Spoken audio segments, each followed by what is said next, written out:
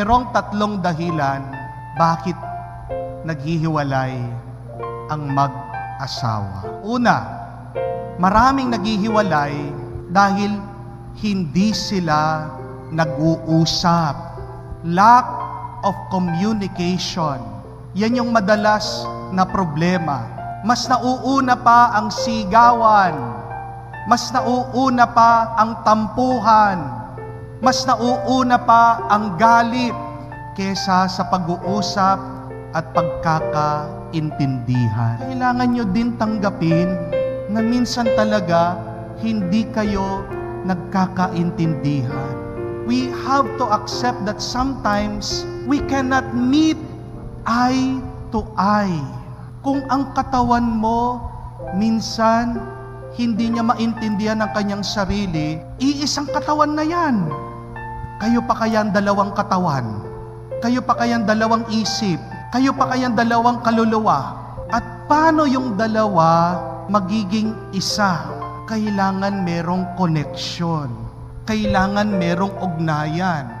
At ano ang ating ugnayan sa bawat isa? Ang salita.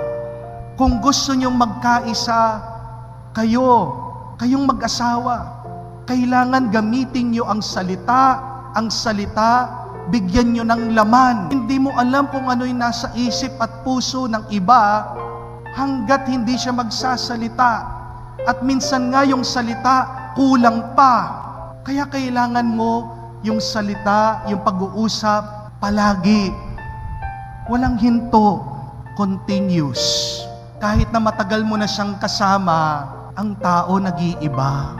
At tayo iba-iba ang ating naiisip at nararamdaman. Sana wag mawawala yung pag-uusap, communication. Pero pangalawa, isa ding dahilan ng paghihiwalay na mag-asawa ay yung iniisip nila, meron pa silang aatrasan. They can still retreat.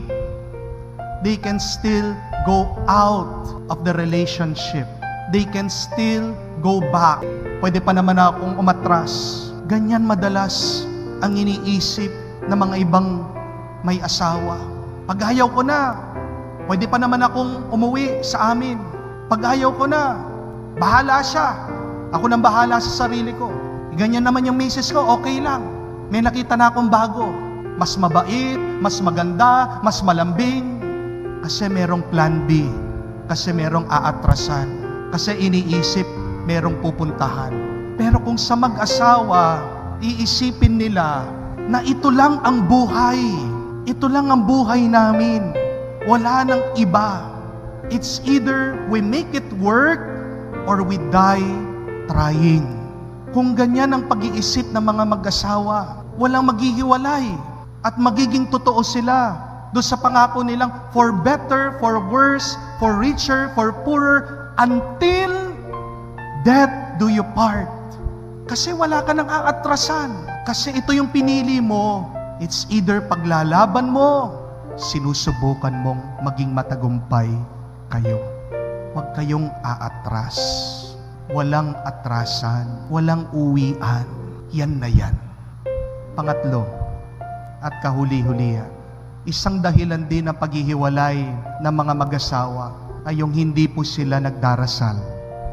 Married life is beautiful and yet it is difficult. Madalas, ang magandang buhay ay mahirap din na buhay. Ang magandang buhay, makakamtan mo lang kung paghihirapan mo. Hindi po ba?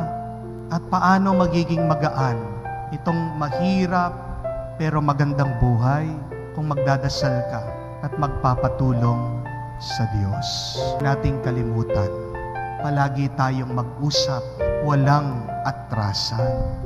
Palaging magdasal at magpatulong sa Diyos. Diyan lang magiging maganda, magkakaisa at magiging masaya ang anumang pagsasama.